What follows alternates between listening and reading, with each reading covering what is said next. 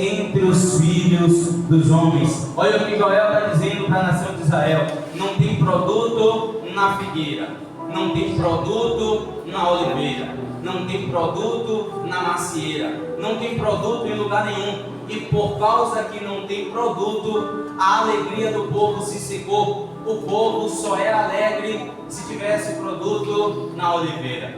O povo só era alegre se tivesse produto na vinde. O povo só era alegre se tivesse fartura na geladeira. O povo só era alegre se tivesse alguma coisa na despensa. O povo só era alegre se tivesse o que comer. Mas eu conheço um que se levantou e disse: ainda que a figueira não floresça, ainda que a figueira não floresça. Perceba que Joel está dizendo para o povo: vocês só se alegram se tiver produto na vinde. Mas Abacuque disse: todavia que falte produto na vinde, eu me alegrarei. O povo só estava alegre se tivesse produto na oliveira. Mas Abacuque disse: todavia, mesmo que falte produto na oliveira, todavia eu me alegrarei. E aqui chegamos ao primeiro ponto da mensagem: a alegria nos frutos. A alegria, o que, cara? A alegria nos frutos, a alegria no celeiro. O povo só estava alegre se tivesse produto nos campos. Repita comigo, por favor: produtos no campo. Então a nação de Israel só se alegrava se tivesse produto na oliveira.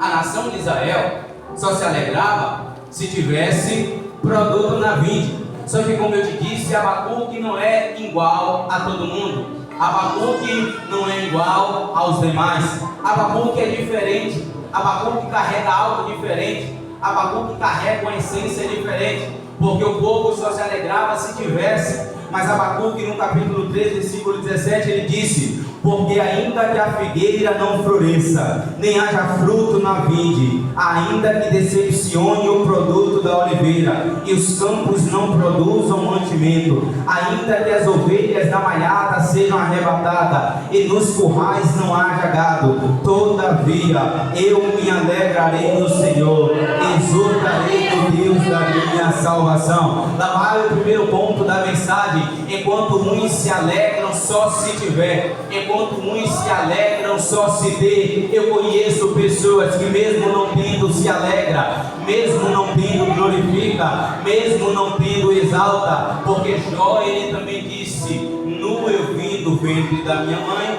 e nu eu tornarei para lá. O Senhor me deu, o Senhor tomou. Bendito seja o nome do Senhor. Não podemos alegrar porque por causa daquilo que Ele nos dá. Não podemos nos alegrar por causa daquilo que temos. Não podemos nos alegrar se a geladeira estiver cheia. Não podemos só se alegrar se a despensa estiver cheia. Não podemos só cultuar se a saúde estiver boa. Não podemos só cultuar se a porta estiver aberta. Não podemos só cultuar se tudo estiver bem. Mesmo que esteja dando errado, todavia a gente tem que se alegrar. Mesmo que a nossa geladeira esteja vazia, todavia temos que se alegrar. Mesmo que no armário não tenha o que comer, todavia temos que nos alegrar. Quem está entendendo diz amém? Espera comigo até a gente chegar no versículo 28 do capítulo 2. E o segundo ponto é o que Deus disse para o povo no capítulo de número 2. Abre comigo, por favor. No capítulo de número 2, o versículo 12. Aqui está o segundo ponto interessante.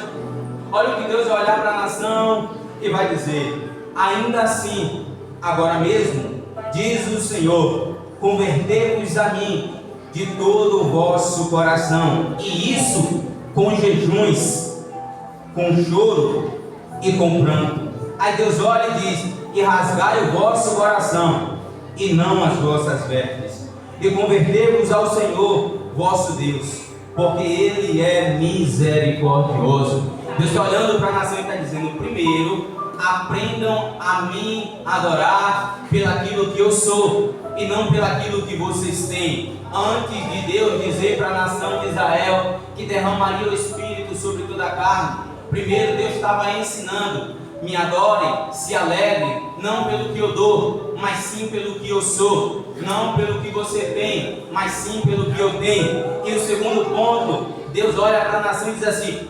convertei-vos de todo o coração. E isso com jejum, e isso com choro, e isso com pranto. Deus está olhando para a nação e está dizendo: primeiro, vocês precisam se converter de todo o coração. Vocês precisam se converter com jejuns. Vocês precisam se converter com choro. Vocês precisam se converter com pranto. E depois, rasguem os vossos corações e não as vossas vestes. Porque naquele tempo era comum as pessoas, em sinal de tristeza, em sinal de arrependimento, em sinal de luto, rasgar as suas vestes. Por exemplo, Josué 7:6, Josué rasgou as suas vestes.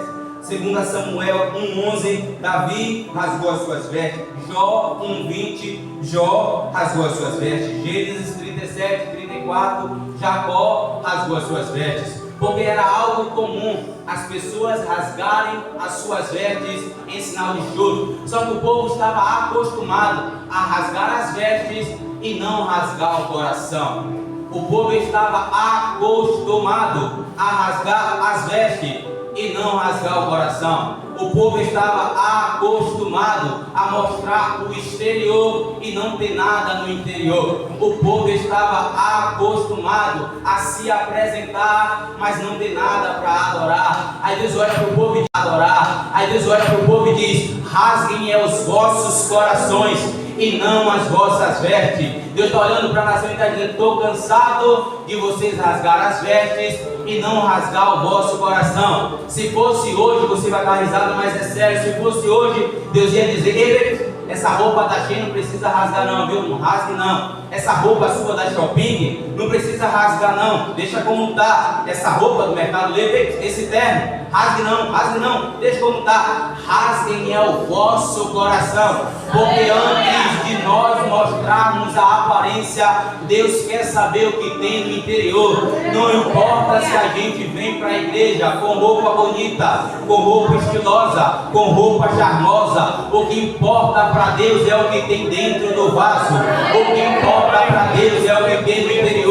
Não importa se você veio com a roupa da Shein, não importa se você veio com a roupa da Shopping, não importa se você veio com a roupa do Mercado Livre. O que importa para Deus é se você trouxe algo de adoração.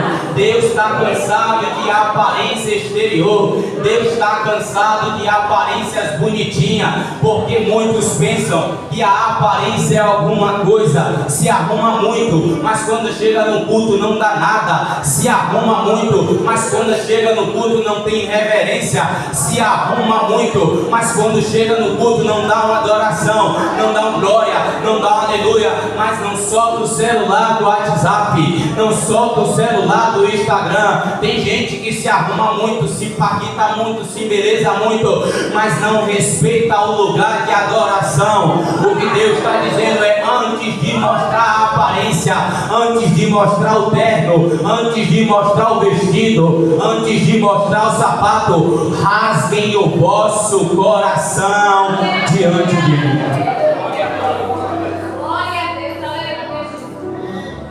Deus quer que o povo rasgue os vossos coração. Só que a gente está caminhando para chegar na mensagem. Você está entendendo essa introdução? Diga amém. Amém. Deus diz primeiro para o povo não se alegrar pelo que eles têm. Segundo, Deus ensina ao povo que melhor do que a aparência rasgada é o coração rasgado. Porque o povo estava acostumado a rasgar as vestes. Só que Deus estava cansado de ver tanta roupa sendo rasgada e o coração nada de ser rasgado, o coração nada de ser aberto. Aí sim, agora entramos na mensagem.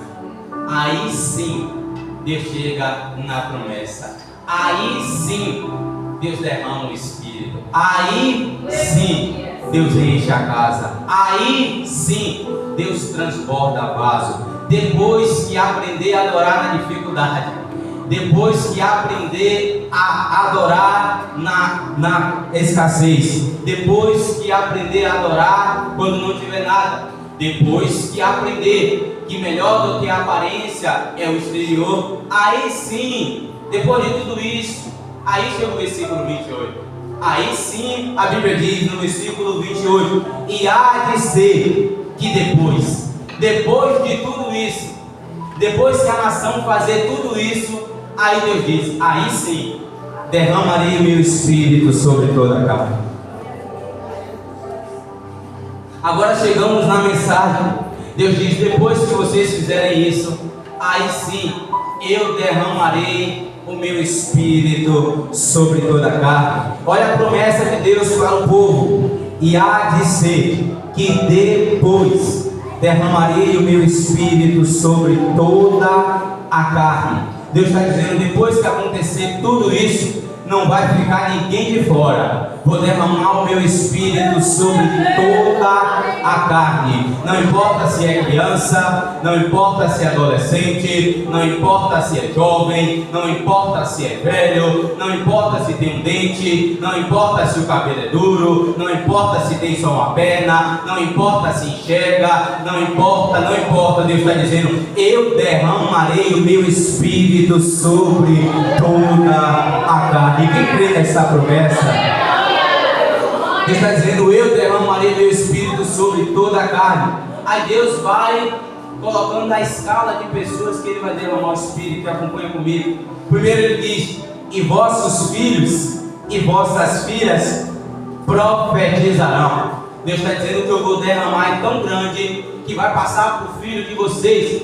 Deus está dizendo, o que eu vou derramar é tão grande que até o filho de vocês, e até a filha de vocês vai profetizar. Deus está dizendo para a nação, o que eu vou fazer é tão grande que até o filho de vocês vão ser impactados. Aí depois Deus diz, no versículo 28 ainda, os vossos velhos terão sonho. Deus está dizendo que eu vou trazer é tão grande que até os velhos vai ter sonho. Até os velhos vai se misturar no mistério, até os velhos vai estar envolvido com a minha glória, até os velhos vão receber o meu poder. E depois, por último, ele se direciona para os jovens e diz o seguinte, isso aqui impactou a minha vida. Ele se direciona para o jovem e diz, os vossos jovens terão visões.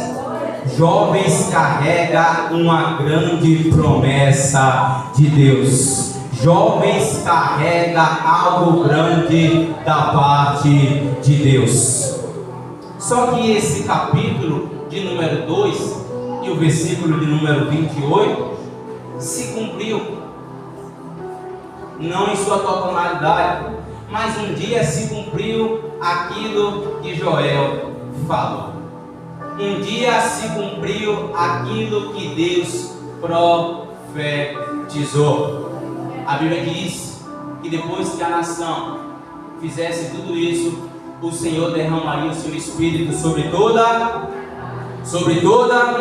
vai comigo, sobre toda. E aí a Bíblia vai dizer o seguinte, que cumprindo-se o dia de Pentecostes, pentecostal bom, pentecostal de verdade, de um vento veemente e encheu toda a casa onde estavam assentados, e foram vistas por eles línguas repartidas como de fogo, que pousaram sobre cada um deles. Joel profetizou e se cumpriu no dia de Pentecoste. No dia de Pentecoste, Deus cumpriu a promessa de Joel. Deus encheu a casa com seu espírito. Deus encheu criança, Deus encheu velho, Deus encheu adulto, Deus encheu adolescente. E nós somos pentecostais e não sensacionalistas, e nós acreditamos que aquilo que aconteceu em Pentecoste ainda acontece nos nossos dias. Jesus ainda enche a casa, Jesus ainda batiza com o Espírito Santo, Jesus ainda dá dons espirituais, Jesus ainda faz repartir línguas como de fogo. Fique comigo até a gente finalizar essa palavra. E a Bíblia diz que todos foram cheios do Espírito Santo. Só que veio do céu, tem 5 minutos, um som como de um vento veemente. Não foi o som, não foi o vento que encheu a casa. Foi um som como de um vento.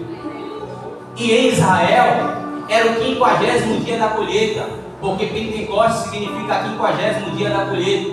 Em Israel era o 50º dia da colheita, era dia de festa. Todo mundo estava em Jerusalém, todo mundo estava se alegrando, todo mundo estava glorificando. Tinha barulho por todo lugar, tinha som por todo lugar. Só que de repente veio um som que ninguém conhecia. Tinha som de tambor, tinha som de caixa, tinha som de flauta. Só que quando desceu o som na atmosfera terrestre, toda Jerusalém parou. Todo mundo parou e começaram a se perguntar: que som é esse? Que barulho é esse? Esse barulho não é daqui não. Esse barulho não é da terra não. Esse é um barulho diferente. Esse é um som diferente. E a Bíblia vai dizer que veio do céu um som como de um vento veemente e entrou na casa. Só que a Bíblia vai dizer que foi de repente. E sabe o que significa a palavra de repente? Algo imprevisto, algo inesperado. Deixa eu te dizer isso aqui: ninguém esperava, estava todo mundo desse jeito. O Espírito encheu a casa. Ninguém esperava. O Espírito desceu e batizou o crente. Ninguém esperava. Jesus desceu e tomou o jovem. Ninguém esperava. Jesus desceu e tomou as crianças. Ninguém esperava. Jesus desceu e tomou os adolescentes. Porque não adianta a quinta do batismo com o Espírito Santo. Não adianta domingo com o batismo com o Espírito Santo. É na hora que Ele quer. É do jeito que Ele quer. É da forma que Ele quer. E se Ele quiser, Ele pode invadir esse lugar de novo.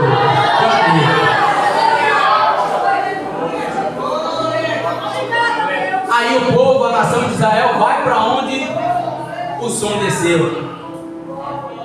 Aí o povo começa a se perguntar: que som é esse? Todo mundo entra e todo mundo começa a se perguntar: esse som é diferente. Eles chegam no lugar que os discípulos estão e vão olhar para os discípulos e dizer: não, tão bêbado. Se eles fossem baianos, ia dizer: tão doido, tão maluco, tão bufado. Não, uma hora dessa. Não, é sério isso aqui. Eles olharam e disseram: isso é loucura, isso é maluquice.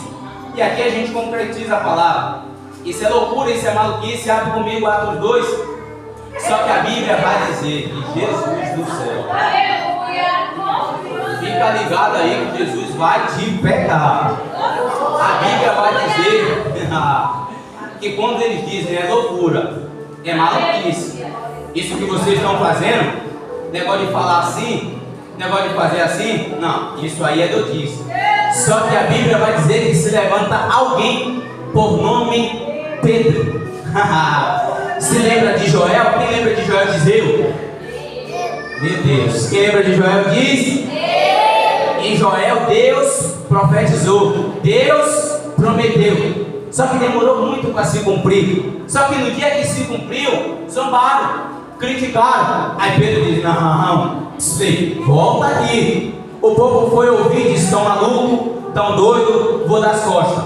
Bora se alegrar novamente, bora glorificar novamente. Aí Pedro se levanta e Pedro diz: volta todo mundo, que agora é minha hora de falar. Vocês falaram que a gente estava bêbado, vocês falaram que a gente estava embriagado, agora é a minha hora de falar. Aí Pedro se levanta no versículo 16. Quem é pentecostal, a gente nem precisa pedir, que ele já sente a palavra no coração. Pedro, quem lembra de Joel diz eu. Quem lembra de Joel diz eu. Quem lembra de Joel diz eu. Aí Pedro se levanta no versículo e vai dizer: mas isso é o que foi dito pelo profeta Joel. Sabe o que está acontecendo aqui? Sabe esse espírito Espírito que desceu, sabe essa glória que tomou a casa, é o que Joel profetizou. E nos últimos dias acontecerá, dizeu, que do meu Espírito derramarei sobre toda a carne, e os vossos filhos, as vossas filhas profetizarão, os vossos velhos terão visões, e os vossos jovens sonharão. Prepara o teu coração. Pedro se levanta e diz: não sei se vocês acreditam, mas se cumpriu aqui aquilo que Joel profetizou. Quem crê que Deus cumpriu, Deus ele cumpriu aquilo que profetizou. E eu já quero dizer algo para o teu coração: Deus ele cumprirá aquilo que. Só que a Bíblia vai dizer que Jesus do céu, fica ligado aí que Jesus vai te pegar. A Bíblia vai dizer que quando eles dizem é loucura, é maluquice, isso que vocês estão fazendo, negócio de falar assim, negócio de fazer assim, não, isso aí é doidice. Só que a Bíblia vai dizer que se levanta alguém por nome Pedro. Se lembra de Joel? Quem lembra de Joel diz eu? Meu Deus. Quem lembra de Joel diz? Em Joel Deus profetizou, Deus prometeu. Só que demorou muito para se cumprir. Só que no dia que se cumpriu, zombaram, criticaram. Aí Pedro diz: não, volta aqui. O povo foi ouvir, disse: estão malucos, estão doidos, vou dar as costas.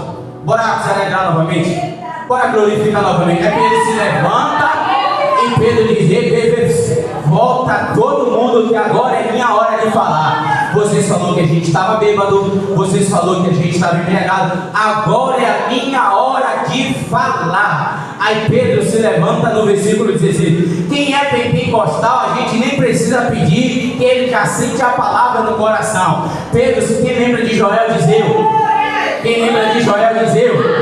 Quem lembra de Joel diz eu? Aí Pedro se levanta no versículo e vai dizer: mas isso é o que foi dito pelo profeta Joel. Sabe o que está acontecendo aqui? Sabe esse Espírito que desceu? Sabe essa glória que tomou a casa? É o que Joel profetizou. E nos últimos dias acontecerá, dizeu, que do meu Espírito derramarei sobre toda a carne, e os vossos filhos, as vossas filhas profetizarão, os vossos velhos terão visões, e os vossos jovens sonharão. Prepara o teu coração. Pedro se levanta e diz: não sei se vocês acreditam, mas se cumpriu aqui aquilo que Joel profetizou.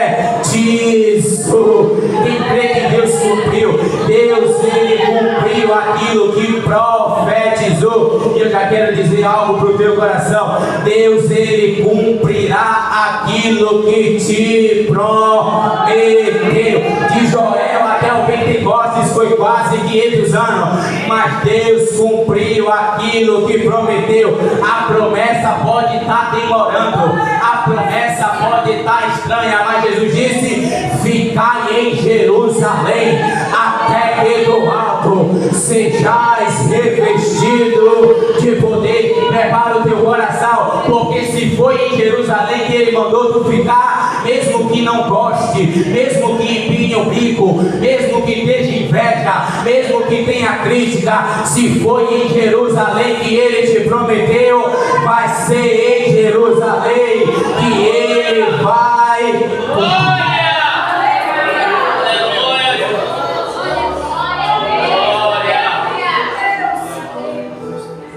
Deus, ele cumpriu no dia de Pentecostes. E aqui está a nossa raiz pentecostal, vindo de Joel e chegando até Pentecostes, porque a maioria do povo diz pentecostal, que é pentecostal, que não faz barulho, está com erro de fabricação, e pentecostal que não conhece a raiz de onde veio. Esse sim está com erro de fabricação. Mas que o Senhor nos abençoe. Tinha mais coisa, mas o tempo não dá. E ainda falar sobre o dia do Senhor, sobre a volta de Jesus. Mas que o Senhor nos abençoe. E que o Senhor acenda em nossos corações a chama do Espírito Santo novamente. Amém? Que o Senhor abençoe a nossa vida.